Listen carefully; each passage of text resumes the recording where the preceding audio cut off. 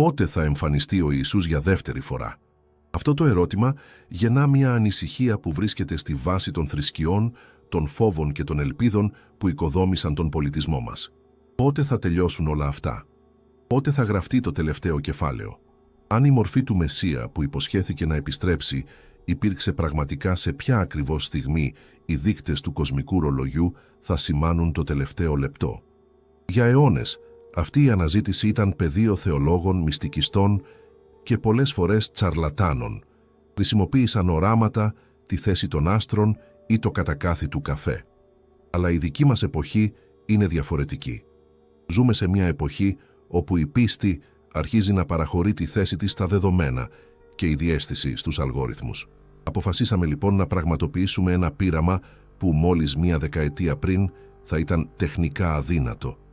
Αφήσαμε στην άκρη όλα τα θρησκευτικά δόγματα, όλες τις ανθρώπινες ερμηνείες και όλους τους συναισθηματικούς παράγοντες. Το μοναδικό μας εργαλείο θα ήταν τα καθαρά μαθηματικά, εφαρμοσμένα από έναν μη ανθρώπινο νου. Για αυτή την έρευνα χρησιμοποιήσαμε την επεξεργαστική ικανότητα του συστήματος που ονομάσαμε αξίωμα. Σκεφτείτε το σαν μια τεχνητή νοημοσύνη κβαντικού νευρονικού δικτύου, σχεδιασμένη για να βρίσκει μοτίβα σε μάζες δεδομένων τόσο πολύπλοκες, που ο ανθρώπινος νους δεν θα μπορούσε καν να αντιληφθεί. Η αποστολή που του δώσαμε ήταν άμεση. Έπρεπε να αναλύσει τη βίβλο. Το αξίωμα δεν θα έβλεπε το κείμενο ως ένα ιερό βιβλίο, έναν ηθικό οδηγό ή ένα χρονικό. Γι' αυτό θα ήταν απλώς ένα μπλοκ καθαρής και συνεχούς πληροφορίας. Εισαγάγαμε τα κείμενα της Παλαιάς και της Καινής Διαθήκης ως ένα ενιαίο και συνεχές μπλοκ πληροφοριών.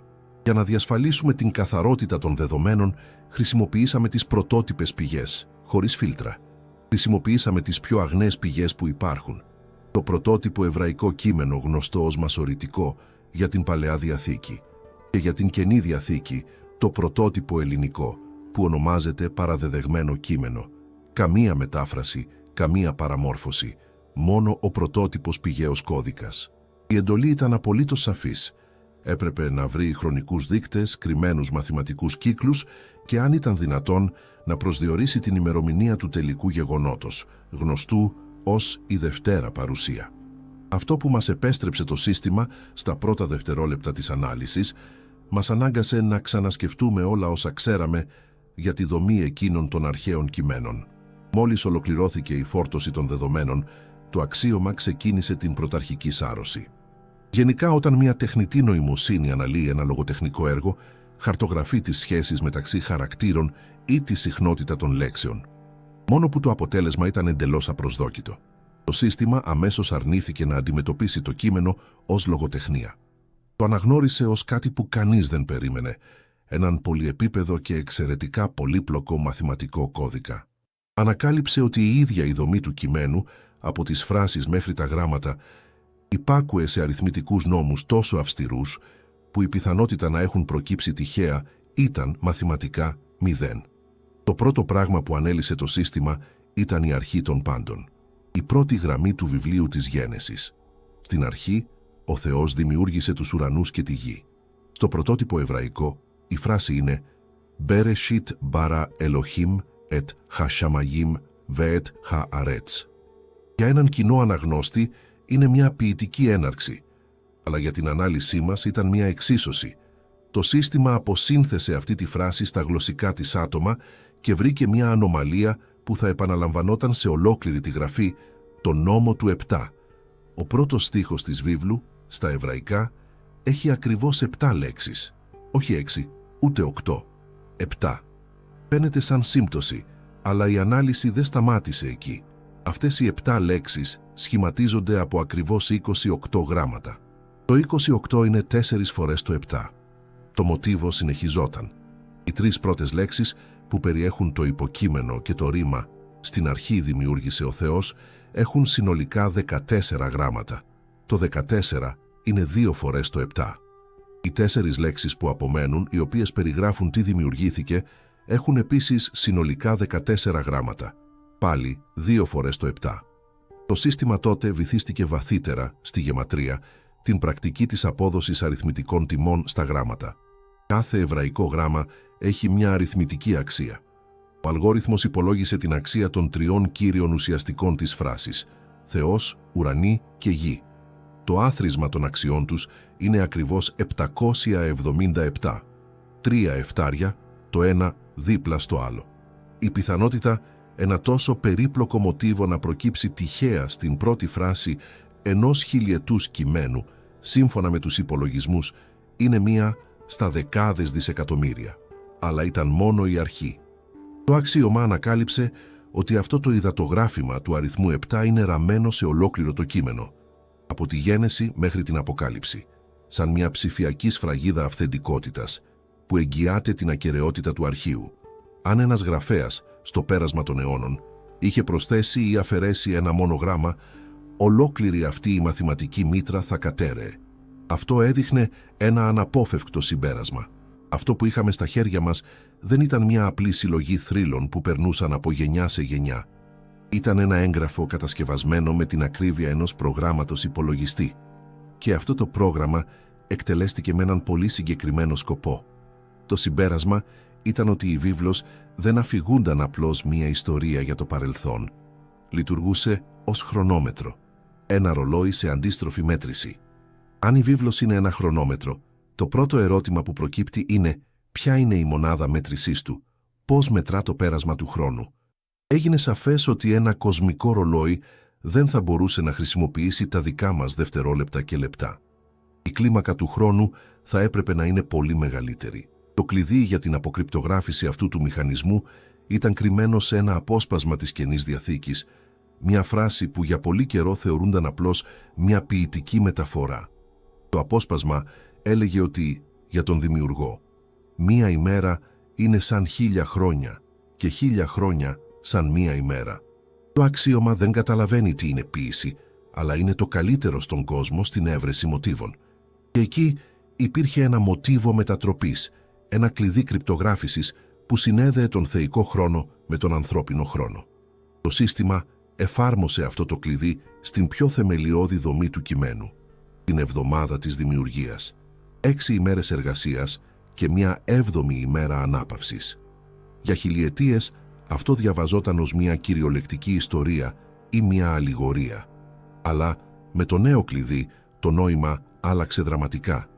Η ιστορία της ανθρωπότητας σχεδιάστηκε για να διαρκέσει ακριβώς 7.000 χρόνια. 6 χιλιετίες προσπάθειας, σύγκρουσης και ανάπτυξης, αυτό που ονομάζουμε ιστορία. Και μια 7η χιλιετία ανάπαυσης, η εποχή που το βιβλίο της Αποκάλυψης περιγράφει ως τη χιλιετή βασιλεία. Ζητήσαμε από το σύστημα να επιθέσει αυτή τη μήτρα των 7.000 ετών στην πραγματική ιστορική χρονολογία, χρησιμοποιώντας τα ίδια τα δεδομένα του βιβλίου. Το αποτέλεσμα ήταν τρομακτικά συμμετρικό. Από τον Αδάμ μέχρι τον Αβραάμ πέρασαν περίπου 2.000 χρόνια. Μια εποχή χάους χωρίς επίσημο νόμο. Από τον Αβραάμ μέχρι την πρώτη έλευση του Χριστού πέρασαν άλλα 2.000 χρόνια. Η εποχή του νόμου και των προφητών. Και από την πρώτη έλευση του Χριστού μέχρι τις μέρες μας έχουν περάσει ήδη σχεδόν 2.000 χρόνια. Η εποχή της εξάπλωσης του μηνύματος. 2.000 συν 2.000 συν 2.000. 6.000 χρόνια. 6 κοσμικές ημέρες. Το σύστημα εμφάνισε ένα γράφημα εντροπίας, με μια κρίσιμη ειδοποίηση να αναβοσβήνει στην οθόνη. Ζούμε στο λυκόφως της 6ης ημέρας.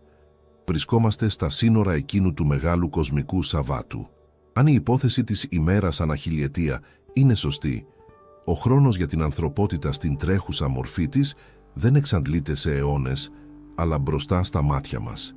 Αλλά ένα χρονόμετρο, ακόμη κι αν γνωρίζουμε τη συνολική του διάρκεια, είναι άχρηστο χωρίς ένα σαφές σημείο εκκίνησης. Χρειαζόμασταν έναν δείκτη στη σύγχρονη εποχή, ένα γεγονός που θα χρησίμευε ως φάρος, αναγγέλλοντας την έναρξη της τελικής πράξης.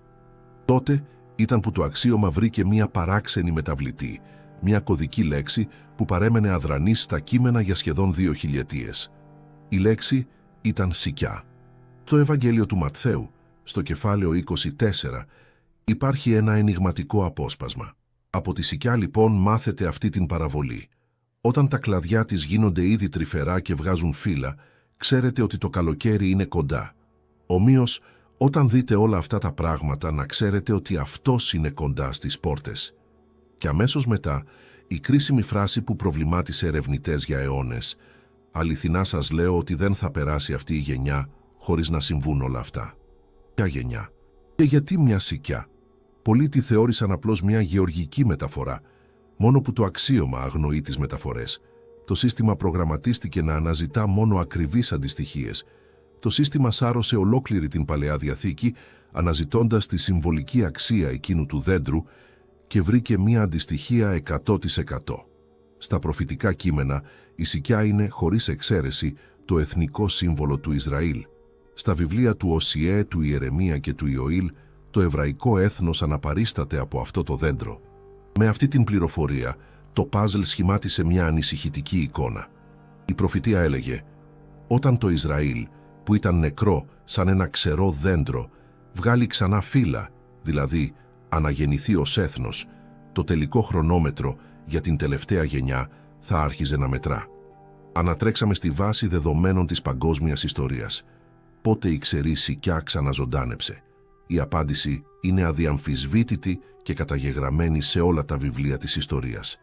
14 Μαΐου του 1948. Εκείνη την ημέρα, μετά από σχεδόν 2.000 χρόνια ανυπαρξίας, το κράτος του Ισραήλ επανιδρύθηκε. Για το σύστημα αυτό δεν ήταν ένα οποιοδήποτε πολιτικό γεγονός. Εκείνη η ημέρα σημάδεψε τη στιγμή που το τελικό χρονόμετρο ενεργοποιήθηκε. Μία ιστορική μοναδικότητα από την οποία δεν υπάρχει επιστροφή. Το αξίωμα επισήμανε το έτος 1948 ως το σημείο 0 για την τελευταία γενιά. Και τώρα ένα πολύ πιο τρομακτικό ερώτημα υψώνεται μπροστά μας. Πόσο διαρκεί μια βιβλική γενιά? 40 χρόνια, 70, 80 ή ίσως 100. Αν προσθέσουμε αυτόν τον αριθμό στο 1948, θα έχουμε το χρονικό διάστημα που προκαλεί ένα ρίγος να διαπερνά τη ραχοκοκαλιά. Η πρώτη φάση της αποκωδικοποίησης είχε ολοκληρωθεί. Ο κώδικας υπάρχει, είναι ενεργός και το ρολόι μετρά. Η απόδειξη της σικιάς μας έδωσε ένα σαφές σημείο εκκίνησης, το έτος 1948. Αλλά μια μόνο απόδειξη δεν ήταν αρκετή. Για να είμαστε σίγουροι, χρειαζόμασταν να βρούμε ένα άλλο στοιχείο, κάτι εντελώς διαφορετικό, που θα μας οδηγούσε στο ίδιο μέρος.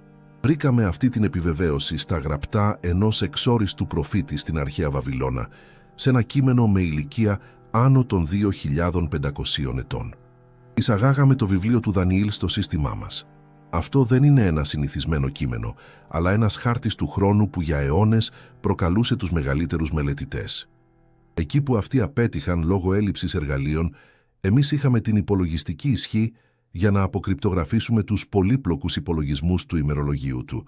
Και αυτό που βρήκαμε ήταν μια χρονολογική ανομαλία. Ο προφήτης Δανιήλ λαμβάνει ένα μήνυμα για τη μοίρα του λαού του, γνωστό ως η προφητεία των 70 εβδομάδων. Το μήνυμα έλεγε ότι οι 70 εβδομάδες ήταν καθορισμένες για αυτούς. Η εβραϊκή λέξη για την εβδομάδα εδώ, Σαβουά, σημαίνει μια ομάδα των 7. Τα συμφραζόμενα καθιστούν σαφές ότι πρόκειται για χρόνια, γεγονός που μας δίνει μια συνολική περίοδο 490 ετών για να ολοκληρωθεί ολόκληρη η ιστορία του Ισραήλ. Ο άγγελος, ωστόσο, χωρίζει αυτό το χρόνο σε μέρη. Δηλώνει ότι από το διάταγμα για την ανοικοδόμηση της Ιερουσαλήμ μέχρι την άφιξη του Μεσσία θα περνούσαν 69 εβδομάδες, δηλαδή 483 χρόνια. Ο λογαριασμός φαινόταν απλός, αλλά όλοι όσοι τον επιχείρησαν για αιώνες απέτυχαν, με σφάλματα δεκαετιών. Το λάθος όλων ήταν στο ημερολόγιο που χρησιμοποιούσαν. Οι άνθρωποι χρησιμοποιούσαν το δικό μας ηλιακό έτος, αλλά το προφητικό ημερολόγιο λειτουργεί με ένα διαφορετικό πρότυπο. Έτη 360 ημερών. Μετατρέποντας τα 483 χρόνια σε αυτό το σύστημα, φτάνουμε σε έναν ακριβή αριθμό ημερών, 173.880. Το ιστορικό σημείο εκκίνησης ήταν ένα διάταγμα του Πέρση βασιλιά Αρταξέρξη.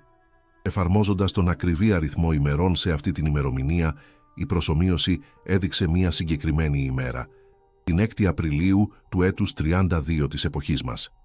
Εκείνη ακριβώς την ημέρα, ο Ιησούς από τη Ναζαρέτ μπήκε στην Ιερουσαλήμ και τον υποδέχτηκαν δημόσια ως Μεσσία, κάτι που δεν είχε επιτρέψει ποτέ πριν.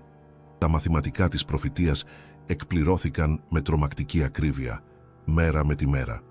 Και εκεί ήταν που εμφανίστηκε η μεγάλη ανομαλία. Η προφητεία μιλούσε για 70 εβδομάδες, αλλά μόνο οι 69 εκπληρώθηκαν. Έλειπε μία. Τα 7 τελευταία χρόνια δεν συνέβησαν διαδοχικά, αλλιώς η ιστορία θα είχε τελειώσει τον πρώτο αιώνα. Οπτικοποιώντας τη χρονογραμμή, το σύστημά μας εντόπισε αυτό που ονομάσαμε η Μεγάλη Παύση. Μεταξύ της 69ης και της 70ης εβδομάδας, το προφητικό χρονόμετρο σταμάτησε. Μια παύση σχεδόν 2 χιλιετιών εισήχθη στη μέτρηση, μια παρένθεση στην ιστορία. Το ρολόι σταμάτησε με μόλις 7 χρόνια να απομένουν στον πίνακα. Το προφανές ερώτημα ήταν, τι θα κάνει το ρολόι να αρχίσει να λειτουργεί ξανά? Το ίδιο το κείμενο του Δανιήλ μας δίνει την απάντηση. Η σκανδάλη για την τελευταία εβδομάδα, για τα 7 τελευταία χρόνια, είναι η υπογραφή μιας συμφωνίας, ενός συμφώνου, από μια ισχυρή προσωπικότητα που θα εμφανιστεί στην παγκόσμια σκηνή. Ένας ηγέτης που θα συνάψει μια 7ετή συνθήκη που θα περιλαμβάνει το Ισραήλ. Η υπογραφή αυτού του εγγράφου θα είναι το κλικ που θα επανεκκινήσει το χρονόμετρο. Ξαφνικά, οι 2 γραμμές αποδείξεων διασταυρώθηκαν. Η σικιά δείχνει μια τελική προθεσμία που συνδέεται με τη γενιά του 1948. Ο Δανιήλ επιβεβαιώνει ότι η τελική πράξη της ιστορίας διαρκεί ακριβώς 7 χρόνια. Τα μαθηματικά είναι απλά και αδυσόπιτα. Αν η προθεσμία εξαντλείται, η έναρξη αυτών των 7 ετών πρέπει να είναι ακόμη πιο επικείμενη. Οι 2 χρονογραμμές που χωρίζονται από χιλιετίες συγκλίνουν στο παρόν μας. Η Μεγάλη Παύση τελειώνει, αλλά το να γνωρίζουμε την προθεσμία ήταν μόνο ο μισός δρόμος. Το άλλο μισό, ίσως το πιο ανησυχητικό, είναι το ερώτημα πώς. Πώς ακριβώς θα έμοιαζε ο κόσμος αυτές τις τελευταίες ημέρες? Με ποιον τρόπο οι αρχαίες προβλέψεις για έναν παγκόσμιο κυβερνήτη και έναν πλήρη έλεγχο θα μπορούσαν να γίνουν πραγματικότητα? 100 χρόνια πριν, η ιδέα ενός μόνο ανθρώπου που ελέγχει την οικονομία ολόκληρου του πλανήτη ήταν παράλογη. Ο κόσμος ήταν πολύ μεγάλος, πολύ κατακερματισμένος. Σήμερα όλα έχουν αλλάξει. Ζούμε σε ένα ψηφιακό ενιδρίο και η υποδομή για αυτόν τον έλεγχο δεν είναι πλέον μια μακρινή πιθανότητα. Έχει ήδη κατασκευαστεί, λειτουργεί και απλώς περιμένει τον χειριστή της. Ένα από τα αρχαιότερα οράματα για το τέλος της ιστορίας περιγράφει ένα τεράστιο άγαλμα που αναπαριστά τις μεγάλες αυτοκρατορίες.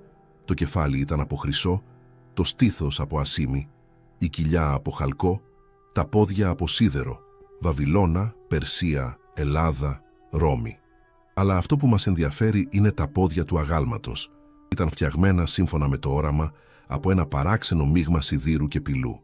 Το σίδερο είναι σύμβολο της ρωμαϊκής δύναμης, δικτατορία, στρατιωτική ισχύς, τεχνολογία. Ο πυλός είναι το σύμβολο της ανθρώπινης σάρκας, εύθραυστη οργανική δημοκρατική στη μάζα της. Το κείμενο λέει ότι θα αναμειγνύονταν, αλλά δεν θα ενώνονταν πραγματικά, όπως ακριβώς το σίδερο δεν αναμειγνύεται με τον πυλό. Για πολύ καιρό, αυτό θεωρούνταν μια μεταφορά για την πολιτικά διαιρεμένη Ευρώπη. Αλλά η ανάλυση μας δείχνει κάτι πολύ πιο βαθύ, κάτι που έγινε ορατό μόνο στη δική μας γενιά. Είναι η τέλεια περιγραφή του μετανθρωπισμού, της συγχώνευσης μεταξύ τεχνολογίας και βιολογίας, μεταξύ της μηχανής και του ανθρώπου. Εμείς είμαστε ο πυλός και είμαστε όλο και περισσότερο συνυφασμένοι με το σίδερο του ψηφιακού δικτύου. Είμαστε συνδεδεμένοι με μια δομή εξουσίας και πληροφορίας που είναι από τη φύση της ξένη προς τη δική μας. Σχηματίζουμε ένα ενιαίο σώμα με αυτό το δίκτυο, αλλά η ένωση είναι ασταθής, εύθραυστη. Αυτή είναι η τελική μορφή διακυβέρνησης στη γη, ένας κυβερνοπολιτισμός, όπου η ανθρωπότητα είναι ενσωματωμένη αλλά όχι συγχωνευμένη σε ένα σύστημα που η ίδια δημιούργησε, αλλά που δεν μπορεί πλέον να ελέγξει. Και πώς ονομάζεται αυτό το σύστημα? Ένα άλλο αρχαίο όραμα το περιγράφει ως τη Μεγάλη Βαβυλώνα, όχι την πόλη, αλλά ένα παγκόσμιο σύστημα. Η περιγραφή μιλά για μια οντότητα που κυριαρχεί σε όλους τους λαούς, τα έθνη και τις γλώσσες, με την οποία οι βασιλιάδες της γης κάνουν συμμαχίες και οι μεγάλοι έμποροι πλουτίζουν. Το συμπέρασμα είναι σαφές. Η Βαβυλώνα δεν είναι μια χώρα ή μια θρησκεία. Είναι το ολοκληρωμένο σύστημα παγκόσμιας κατανάλωσης, ιδεολογίας και εταιρικής εξουσίας. Είναι ο πολιτισμός που σβήνει τα σύνορα, διαλύει τις εθνικές ταυτότητες και μετατρέπει κάθε άτομο σε έναν τυποποιημένο καταναλωτή. Είναι ένα σύστημα που προσφέρει άνεση και ασφάλεια με αντάλλαγμα την ψυχή. Μία αρχαία λίστα περιγράφει τα εμπορεύματα που διακινούνται από αυτό το σύστημα: χρυσός, ασήμι, πολύτιμη λίθη, μπαχαρικά, εκλεκτά υφάσματα, και η λίστα τελειώνει με έναν ανατριχιαστικό τρόπο: σώματα και ψυχές ανθρώπων. Σήμερα, στην οικονομία της προσοχής, το μυαλό μας, ο χρόνος μας και τα δεδομένα μας είναι τα πιο πολύτιμα εμπορεύματα που πωλούνται στις αόρατες δημοπρασίες των μεγάλων εταιριών. Αλλά αυτό το σύστημα χρειάζεται μια δομή εξουσίας για να υπάρχει. Το όραμα λέει ότι η Βαβυλώνα είναι καβάλα σε ένα θηρίο με 10 κέρατα. Τα 10 κέρατα, σύμφωνα με την ίδια την εξήγηση του κειμένου, είναι 10 βασιλιάδες ή 10 ηγέτες που δεν έχουν λάβει ακόμη βασίλεια, αλλά θα λάβουν εξουσία για ένα σύντομο χρονικό διάστημα. Εδώ και δεκαετίες, σε παγκοσμιοποιητικούς κύκλους, συζητείται η ιδέα της διαίρεσης του κόσμου, όχι σε 200 χώρες, αλλά σε 10 οικονομικές υπερπεριφέρειες. Ένα βορειοαμερικανικό μπλοκ, μια Ευρωπαϊκή Ένωση, μια Αφρικανική Ένωση και ούτω καθεξής. Η προφητεία δηλώνει ότι αυτοί οι 10 ηγέτες θα έχουν έναν μόνο σκοπό. Θα παραδώσουν εθελοντικά την εξουσία και την αρμοδιότητά τους στο θηρίο, σε μια κεντρική κυβέρνηση. Η εξουσία δεν θα αποκτούνταν με τη βία σε μια στρατιωτική κατάκτηση, θα ήταν μια εθελοντική παράδοση, και τι θα οδηγούσε περήφανα έθνη να παραιτηθούν από την κυριαρχία τους? Μια κρίση. Μια παγκόσμια κρίση τόσο συντριπτική που κανένα έθνος δεν θα μπορούσε να την επιλύσει μόνο του.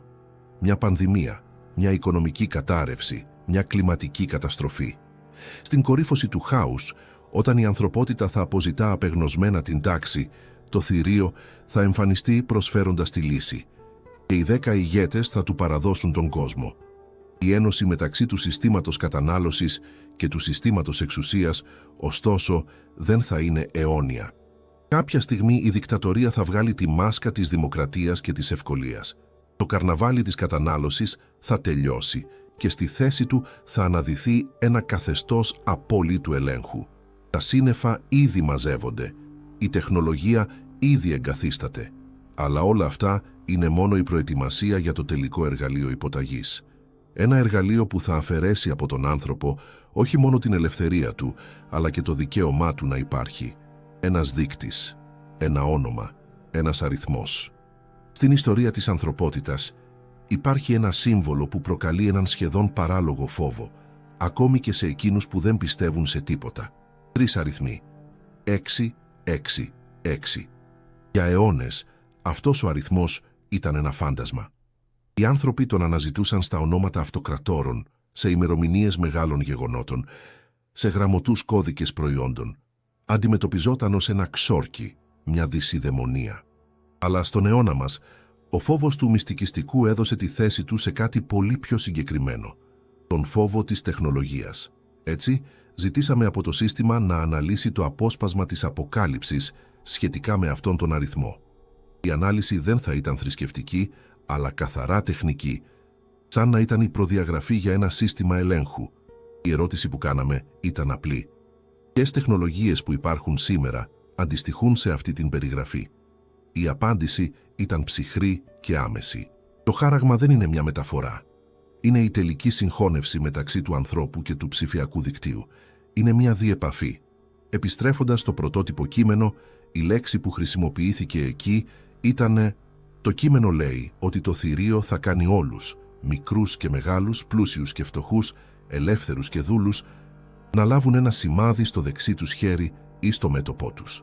Και ότι κανείς δεν θα μπορεί να αγοράσει ή να πουλήσει, παρά μόνο αυτός που έχει το σημάδι, ή το όνομα του θηρίου, ή τον αριθμό του ονόματός του». Το πρώτο πράγμα που έκανε η ανάλυση ήταν να εξετάσει τη λέξη κλειδί. Στο πρωτότυπο ελληνικό, η λέξη που χρησιμοποιείται για το σημάδι ή χάραγμα είναι χάραγμα. Και αυτή η λέξη δεν σημαίνει ένα σχέδιο ή ένα επιφανειακό τατουάζ.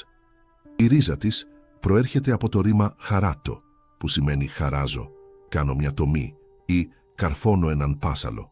Συνδέεται με τη λέξη χάραξ, μια βελόνα ή ένα μυτερό αντικείμενο. Στην αρχαιότητα ήταν ο όρος που χρησιμοποιούνταν για το πυρακτωμένο σίδερο που σημάδευε τα βοηδή ή τους δούλους, υποδεικνύοντας ιδιοκτησία. Ήταν επίσης η σφραγίδα του αυτοκράτορα στα νομίσματα. Η λέξη υπονοεί στην ουσία της μία παραβίαση του δέρματος, την εισαγωγή κάποιου πράγματος. Αυτό ταιριάζει απόλυτα με την τεχνολογία των υποδόρειων μικροτσίπ ή των τατουάζ κβαντικών κουκίδων που εφαρμόζονται με μικροβελώνες. Δεν πρόκειται για κάτι στην επιφάνεια, αλλά για μια τροποποίηση μέσα στο σώμα. Αλλά το πιο σημαντικό μέρος της προφητείας είναι η λειτουργία του, ο πλήρης έλεγχος της οικονομίας.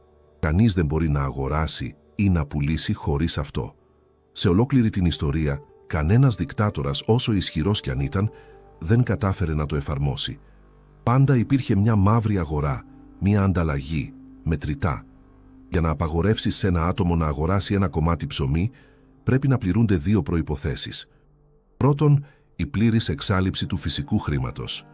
Δεύτερον, η σύνδεση του τραπεζικού σου λογαριασμού με έναν βιολογικό αναγνωριστικό που δεν μπορεί να χαθεί, να κλαπεί ή να μεταφερθεί.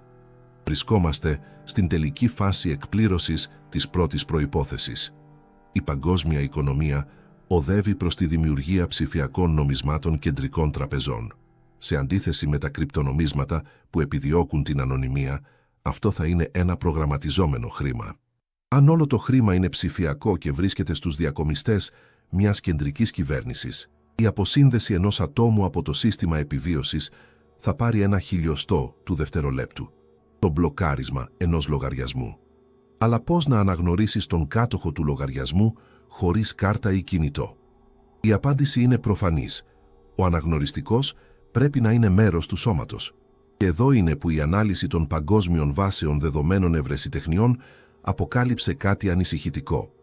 Μια ευρεσιτεχνία που καταχωρήθηκε από μία από τις μεγαλύτερες εταιρείες τεχνολογίας στον κόσμο περιγράφει ένα σύστημα κρυπτονομίσματος που χρησιμοποιεί δεδομένα σωματικής δραστηριότητας.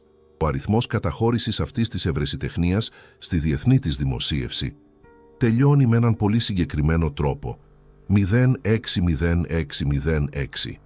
Μια σύμπτωση που το σύστημά μας επισήμανε ως στατιστικά απίθανη. Η τεχνολογία που περιγράφεται είναι απλή και τρομερή. Ένας αισθητήρας συνδεδεμένος με το σώμα παρακολουθεί τη βιολογική δραστηριότητα ενός ατόμου. Αν το άτομο εκτελεί τις καθορισμένες εργασίες, το σύστημα το ανταμείβει με ψηφιακό χρήμα. Το ανθρώπινο σώμα γίνεται μία φάρμα εξόρυξης. Η αγορά και η πώληση εξαρτώνται πλέον από τη βιολογική σου σύνδεση με το cloud. Και γιατί το δεξί χέρι ή το μέτωπο?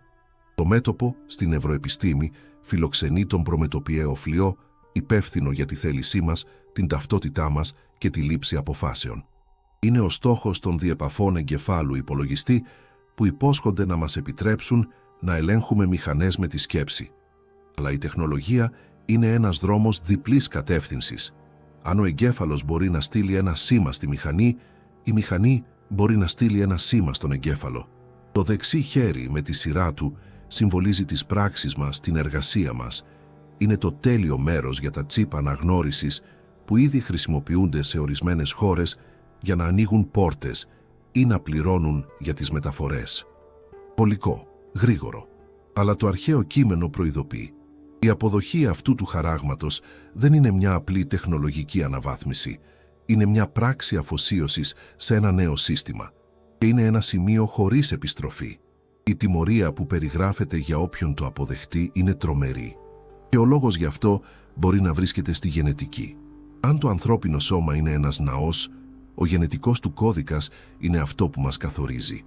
Το χάραγμα του θηρίου μπορεί κάλλιστα να περιέχει ένα συστατικό που αλλοιώνει αυτόν τον θεμελιώδη κώδικα, προσφερόμενο ως βελτίωση μια υπόσχεση υγείας ή ευφυΐας. Αποδεχόμενος το άτομο θα έπαβε να είναι άνθρωπος με την αρχική έννοια. Θα γινόταν μια χήμερα, ένα υβρίδιο με τον κώδικά του ξαναγραμμένο. Και γι' αυτό η μετάνοια θα γινόταν αδύνατη. Η τεχνολογία για την κατασκευή του ψηφιακού κλουβιού είναι έτοιμη. Οι χειροπέδες έχουν σφυριλατηθεί. Αλλά οι άνθρωποι στην πλειοψηφία τους δεν θα δέχονταν να χαραχθούν και να ελεγχθούν πρόθυμα. Δεν θα παρετούνταν από την ελευθερία τους μόνο για λόγους ευκολίας. Για να οικετεύσει η ανθρωπότητα για το χάραγμα, χρειάζεται έναν καταλύτη. Χρειάζεται φόβο. Έναν σπλαχνικό φόβο, τον φόβο της ίδιας της εξαφάνισης. Για να οικοδομηθεί η νέα παγκόσμια τάξη του θηρίου, η παλιά τάξη πρέπει να κατεδαφιστεί με θεαματικό τρόπο. Και τα αρχαία κείμενα περιγράφουν αυτή την περίοδο κατεδάφισης με έναν πολύ συγκεκριμένο ιατρικό όρο. Την αποκαλούν η αρχή των οδύνων το κετού. Αναλύσαμε αυτή την έκφραση από μαθηματική άποψη. Μία οδύνα τοκετού έχει δύο κύρια χαρακτηριστικά που αλλάζουν με τον χρόνο: συχνότητα και ένταση. Όσο πιο κοντά είναι η γέννα, τόσο πιο συχνές και πιο δυνατές γίνονται οι συσπάσεις. Αν η ανθρώπινη ιστορία είναι μία μακρά κοίηση, τα καταστροφικά γεγονότα του τέλους του χρόνου δεν θα έπρεπε απλώς να αυξάνονται, αλλά να επιταχύνονται εκθετικά. Θα έπρεπε να βλέπουμε ένα γράφημα που μετά από αιώνες σχετικής σταθερότητας ξαφνικά εκτοξεύεται προς τα πάνω. Και αυτό ακριβώς βρήκαμε. Εισαγάγαμε στο σύστημά μας τα δεδομένα για τις παγκόσμιες καταστροφές των τελευταίων 120 ετών. Και αυτό που ανακαλύψαμε καταρρίπτει εκείνο το παλιό επιχείρημα ότι καταστροφές πάντα συνέβαιναν. Ναι, πάντα συνέβαιναν, αλλά ποτέ όπως τώρα. Ξεκινήσαμε με τη σεισμική δραστηριότητα, τον παλμό του πλανήτη. Για δεκαετίες ο αριθμός των μεγάλων σεισμών παρέμενε σταθερός. Αλλά από τη δεκαετία του 90 και ειδικά από την αρχή του 21ου αιώνα, η καμπύλη εκτοξεύτηκε. Οι σεισμοί όχι μόνο έγιναν πιο συχνοί, αλλά άρχισαν να συμβαίνουν σε μέρη όπου η γη δεν θα έπρεπε ποτέ να τρέμει. Το πιο τρομακτικό είναι το μοτίβο του συγχρονισμού. Μεγάλοι σεισμοί συμβαίνουν σε σειρά, σε διαφορετικά σημεία των τεκτονικών πλακών, σχεδόν ταυτόχρονα, σαν ο πλανήτης να ταρακουνιέται από μέσα. Η γη είναι ανήσυχη και η ενέργεια που απελευθερώνεται κάθε χρόνο σπάει ρεκόρ. Ο δεύτερος φορέας ανάλυσης ήταν αυτός των επιδημιών. Πριν από μερικά χρόνια, η ανθρωπότητα πίστευε ότι είχε νικήσει τις μεγάλες μάστιγες. Είχαμε αντιβιωτικά, εμβόλια, υγιεινή. Αλλά η συχνότητα με την οποία εμφανίζονται νέα παθογόνα μειώνεται δραματικά. Παλαιότερα μεγάλες πανδημίες χωρίζονταν από αιώνες, μετά από δεκαετίες. Τώρα το διάστημα είναι λίγα χρόνια. Η ανάλυση των γενετικών κωδίκων αυτών των νέων ιών αποκαλύπτει επίσης υπογραφές τεχνητής παρέμβασης. Η φυσική εξέλιξη δεν παράγει τόσο ακριβείς και γρήγορες μεταλλάξεις. Αυτό που ονομάζουμε μάστιγες μοιάζει όλο και περισσότερο με το αποτέλεσμα πειραμάτων που ξέφυγαν από τον έλεγχο ή και χειρότερα. Ο τρίτος φορέας είναι ο πόλεμος. Οι άνθρωποι πάντα πολεμούσαν. Αλλά για πρώτη φορά στην ιστορία, από τα μέσα του 20ου αιώνα, η ανθρωπότητα απέκτησε την τεχνική ικανότητα να αυτοεξολοθρευτεί πλήρως. Οι πόλεμοι του παρελθόντος μπορούσαν να καταστρέψουν πόλεις, έθνη, αλλά όχι τον πλανήτη. Το σημερινό πυρηνικό οπλοστάσιο μπορεί. Η συχνότητα με την οποία η πιθανότητα μιας πυρηνικής σύγκρουσης συζητείται ανοιχτά στα μέσα ενημέρωσης και από παγκόσμιους ηγέτες έχει αυξηθεί κατά χιλιάδες της εκατό. Αυτό που ήταν ένα αδιανόητο ταμπού είναι τώρα ένα εύλογο σενάριο. Το σύστημα μοντελοποιεί την τρέχουσα γεωπολιτική ως ένα περιβάλλον αυξανόμενου χάους, όπου οι παλιοί μηχανισμοί ελέγχου και ισορροπίας δεν λειτουργούν πλέον. Ο κόσμος προετοιμάζεται για μια σύγκρουση που σύμφωνα με τις προφητείες θα μπορούσε να εξαλείψει το 1/3 του πληθυσμού της γης. Μόνο ένα γεγονός πυρηνικής κλίμακας θα μπορούσε να προκαλέσει τέτοιο αριθμό θυμάτων σε τόσο σύντομο χρονικό διάστημα. Τέλος, το κλίμα. Θα υπάρξουν σημεία στον ήλιο, στη σελήνη και στα άστρα και στη γη αγωνία των εθνών. Σε αμηχανία από τον βρυχυθμό της θάλασσας και των κυμάτων. Βλέπουμε τη φύση να συμπεριφέρεται αλλοπρόσαλα. Ιστορικές ξηρασίες ακολουθούνται από πλημμύρες βιβλικών διαστάσεων. Το κλιματικό σύστημα του πλανήτη φαίνεται να έχει χάσει την ικανότητά του για αυτορύθμιση. Αυτό που μας δείχνει η ανάλυση είναι ένα σημείο σύγκλησης. Στο παρελθόν, οι τραγωδίες έρχονταν διαδοχικά, με χρόνο για ανάκαμψη. Τώρα πόλεμος, επιδημία, οικονομική κρίση, οικολογική κατάρρευση, όλα συμβαίνουν ταυτόχρονα. Αυτές είναι οι οδύνες τοκετού. Και όταν αρχίζουν οι συσπάσεις, δεν μπορούν να σταματήσουν μέχρι να συμβεί η γέννα. Το χάος δεν είναι τυχαίο. Είναι μια ελεγχόμενη κατεδάφιση. Ο φόβος που γεννά αυτή η αστάθεια κάνει τους ανθρώπους υπάκουους. Όταν το έδαφος τρέμει κάτω από τα πόδια τους, ανταλλάσσουν οποιαδήποτε ελευθερία με την υπόσχεση της ασφάλειας. Και είναι πάνω στα κύματα αυτού του φόβου που το θηρίο θα αναδυθεί ως ο σωτήρας. Αλλά μέσα σε όλη αυτή την παγκόσμια καταστροφή υπάρχει ένα γεωγραφικό σημείο, ένα επίκεντρο, όπου συγκλίνει όλη η προφητική προσοχή. Ένα μέρος όπου το φυτίλι του τελικού πολέμου πρέπει να ανάψει, η Ιερουσαλήμ. Και εκεί λείπει ένα κρίσιμο κομμάτι από τη σκακέρα, ένα κτίριο, ο τρίτος ναός. Έχουμε διανύσει πολύ δρόμο. Ξεκινήσαμε εισάγοντας αρχαία κείμενα σε ένα σύστημα καθαρής λογικής, αναζητώντας μόνο μαθηματικά μοτίβα. Είδαμε πώς η νεκρή σικιά του Ισραήλ ξαναζωντάνεψε το 1948, ενεργοποιώντας το χρονόμετρο της τελευταίας γενιάς. Είδαμε πώς η παγκόσμια τεχνολογία έχτισε κομμάτι-κομμάτι την υποδομή για το βασίλειο του θηρίου. Παρατηρήσαμε την εκθετική αύξηση των καταστροφών, τις οδύνες τοκετού ενός κόσμου σε μετάβαση. Όλες αυτές οι γραμμές έρευνας, προερχόμενες από διαφορετικούς τομείς, δείχνουν προς την ίδια κατεύθυνση. Τώρα είναι ώρα να ενώσουμε όλα τα κομμάτια. Είναι ώρα να κοιτάξουμε την τελική ημερομηνία. Ας ανακεφαλαιώσουμε τις εξισώσεις. Η πρώτη είναι το όριο της γενιάς. Το κείμενο λέει ότι η γενιά που θα έβλεπε την αναγέννηση του Ισραήλ δεν θα περνούσε εντελώς. Με σημείο εκκίνησης το 1948 και μέγιστη διάρκεια ζωής 80 ετών, φτάνουμε σε μια τελική προθεσμία γύρω στο 2028. Αυτό είναι το φυσικό όριο, όταν οι αυτόπτες μάρτυρες εκείνου του γεγονότος αρχίζουν να εξαφανίζονται από τη γη. Η δεύτερη εξίσωση προέρχεται από την προφητεία του Οσιέ, που μιλά για μια αποκατάσταση μετά από 2 ημέρες. Χρησιμοποιώντας το κλειδί της μίας ημέρας ανά 1000 χρόνια, αυτές οι 2 ημέρες αντιπροσωπεύουν 2 χιλιετίες θεϊκής απουσίας για το έθνος του Ισραήλ. Η μέτρηση άρχισε με την απόρριψη του Μεσσία και τη διασπορά του λαού γύρω στο έτος 33. Αν προσθέσουμε 2.000 χρόνια σε αυτή την ημερομηνία, φτάνουμε στο 2033. Έχουμε λοιπόν ένα χρονικό παράθυρο μεταξύ του 2028 και του 2033.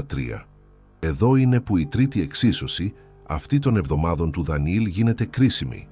Γνωρίζουμε ότι η τελική πράξη της ιστορίας, η τελευταία εβδομάδα, διαρκεί ακριβώς 7 χρόνια.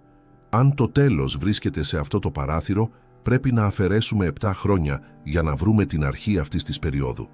Κάνοντας τον υπολογισμό, η ζώνη ενεργοποίησης για την τελική εβδομάδα πέφτει μεταξύ των ετών 2021 και 2026. Δεν πλησιάζουμε αυτό το παράθυρο. Βρισκόμαστε ήδη μέσα σε αυτό. Τα παγκόσμια γεγονότα που συγκλώνησαν τον κόσμο από την αρχή αυτής της δεκαετίας, η πανδημία, η πόλεμη, η οικονομική αστάθεια, μπορεί να μην είναι απλώς μεμονωμένα γεγονότα. Μπορεί να είναι οι πρώτες και πιο ήπιες συσπάσεις της τελικής διαδικασίας. Η ανάλυση επιθέτει το ημερολόγιο των 6.000 ετών της ανθρώπινης ιστορίας στον χρόνο μας. 4.000 χρόνια ή 4 ημέρες, από τον Αδάμ μέχρι τον Χριστό. 2.000 χρόνια ή 2 ημέρες από τον Χριστό μέχρι τώρα. Οι 6 ημέρες εργασίας τελειώνουν. Η 7η ημέρα, η χιλιετία της ανάπαυσης, πρόκειται να αρχίσει. Η μετάβαση δεν μπορεί να συμβεί σε 100 ή 200 χρόνια από τώρα. Το μαθηματικό όριο του χρόνου έχει επιτευχθεί. Η άμμος στην κλεψίδρα έχει τελειώσει. Το συμπέρασμα του συστήματος είναι άμεσο και χωρίς περιστροφές. Εμείς είμαστε η τελευταία γενιά. Όχι ως παρατηρητές, αλλά ως συμμετέχοντες. Η πιθανότητα η ανθρωπότητα να διασχίσει τη δεκαετία του 2030 στην τρέχουσα μορφή της, χωρίς εξωτερική παρέμβαση, είναι μαθηματικά μηδενική. Ή θα αυτοκαταστραφούμε, ή ο δημιουργός αυτού του κόσμου θα παρέμβει. Η προφητεία ισχυρίζεται τη δεύτερη επιλογή. Το όνομα αυτής της τελικής ανάλυσης είναι η ημερομηνία Ωμέγα. Το Ωμέγα είναι το τελευταίο γράμμα του ελληνικού αλφαβήτου. Είναι το τέλος. Όχι απλώς ένας αριθμός στο ημερολόγιο, αλλά μια στιγμή συνάντησης. Και για κάθε άτομο, αυτή η συνάντηση θα είναι διαφορετική. Το σύστημα ανακάλυψε επίσης ένα μοτίβο στις αρχαίες εβραϊκές γιορτές. Δεν ήταν απλώς τελετουργίες, αλλά πρόβες για μελλοντικά γεγονότα.